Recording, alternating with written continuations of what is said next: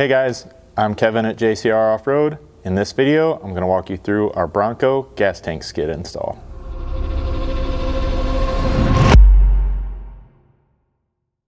So on the Broncos that do not have this factory metal gas tank skid, this install is going to be just a little bit different. For that, you're going to start by removing one fuel tank strap at a time, starting back here in the rear. You can then install the rear section of this skid plate.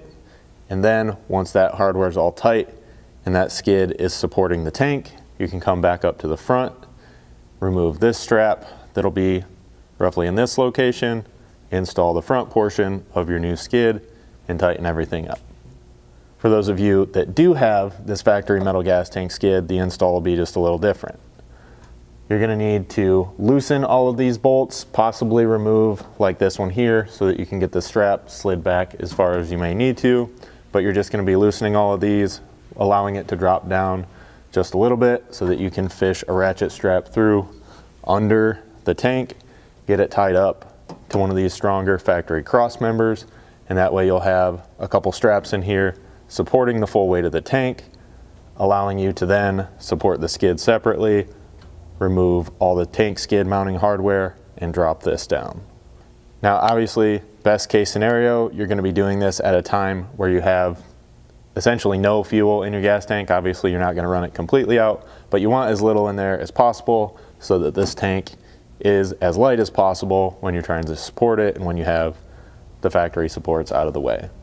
Now, one other thing we do want to mention real quick, just somewhat as an order of operations thing, if you're installing our full skid setup front to rear, you do want to have these two front mounting bolts out of the way before your transmission skid goes in.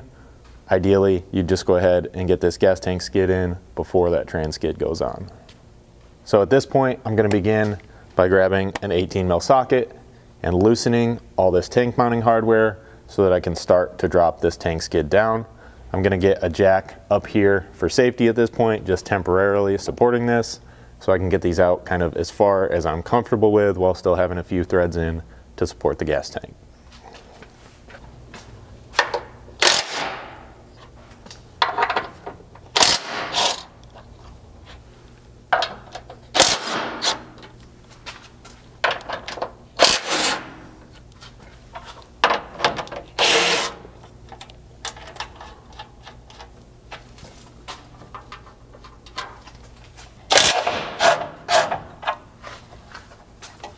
So now while the tank is still mostly supported on all those front bolts along with our jack, I'm going to pull these back two all the way out.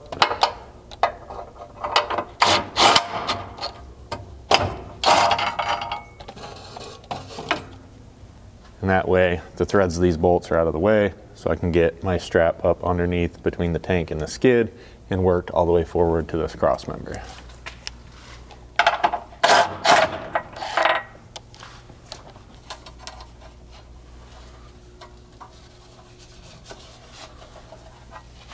So then over here, I'm going to take this strap and get it up into a nice secure frame hole.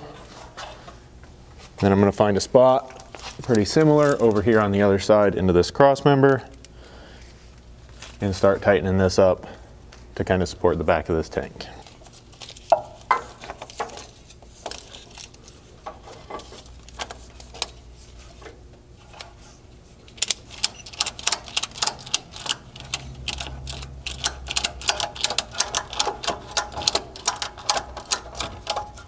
So now I just went ahead and moved my jack a little bit closer to the back so I have access to work here in the front. And I'm going to remove these front two mounting bolts, the one here, and then at least the front one here so I can start getting the strap underneath the front portion of this tank.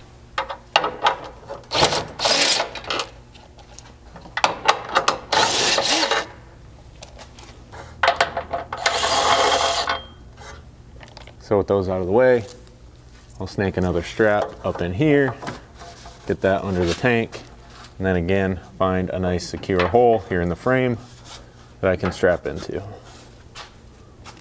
So here I'm just going to go to this cross member just behind the transfer case. There's a nice large hole here, and again just ratchet this up and Now you've obviously got the front of that tank lifting up and supported. Then we're able to remove these last 2 bolts, making sure my jack's supporting this skid. I'm gonna have my hands on it as well, because it might be just a little bit off center with my jack, but I wanted it right here on a nice flat location.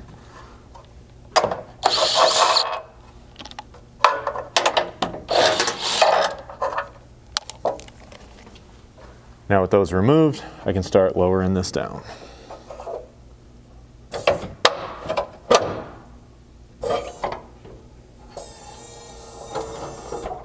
Then I can get this factory skid completely out of the way.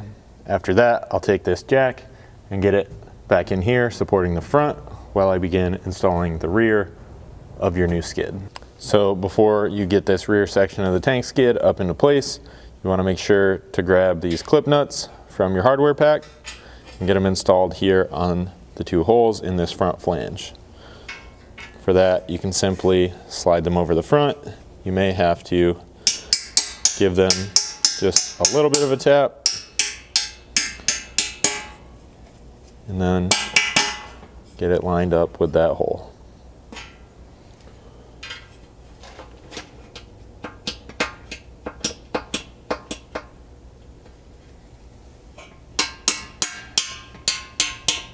So next you can grab the logo cutout bracket that'll install here in this outside flange on the passenger side.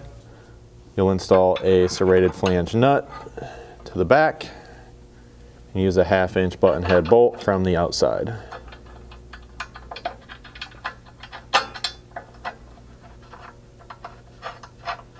Go ahead and leave that just a little bit loose for now so that you have adjustability in these brackets.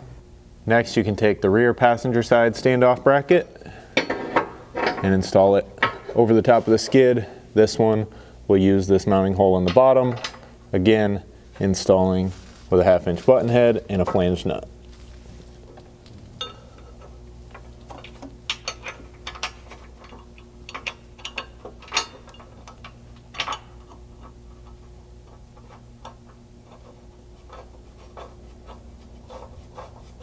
Then working on the driver's side rear, you'll take the taller standoff bracket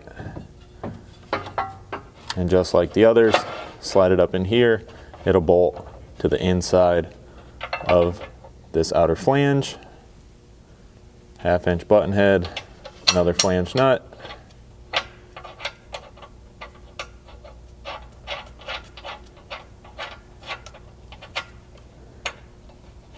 Then we can begin installing the upper mounting hardware. For that, we supply you with a replacement flange bolt that'll just go up here and install back into those factory skid mounting locations.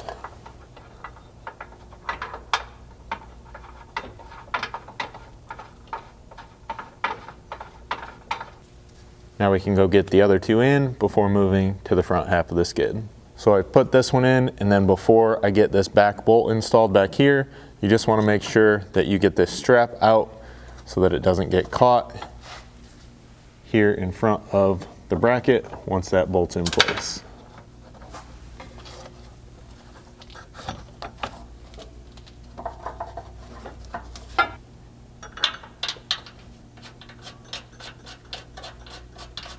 Then this jack can be pulled out of the way so that we can use it to support the front section. So with all those back bolts in and something supporting the center of the tank here, I can get this front strap out of the way.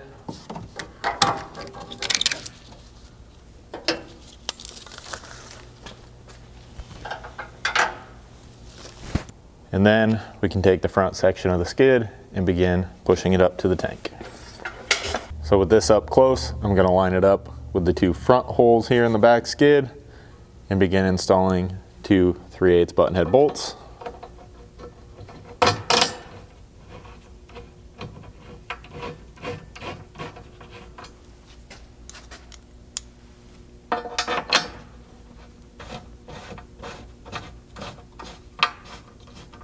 As always, leave these just a little bit loose for now.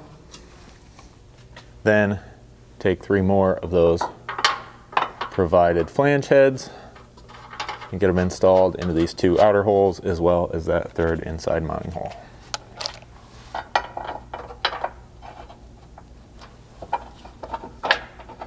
So here at the rear outside mounting bolt on the front portion of the skid, you just want to make sure to get the black square washer that's provided in your hardware pack up on top of this outer flange to account for the step in the factory frame rail before you get all the hardware in and start tightening things up. So to get everything tightened up, you'll just need a 16 for these, a 7/32 hex here, and a 5/16 hex here for your 1/2" button heads.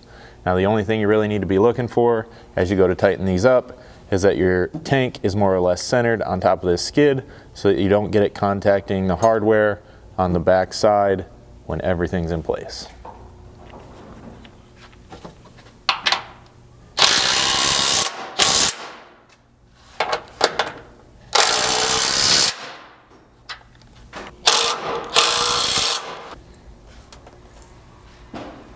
Now we can go ahead and get this jack down out of the way, and that is going to complete your install. So if you guys have any questions about this install or any other product we offer here at JCR Off-Road, go ahead and reach out to us. You can send us an email at info@jcroffroad.com, or you can call us at 269-353-1184.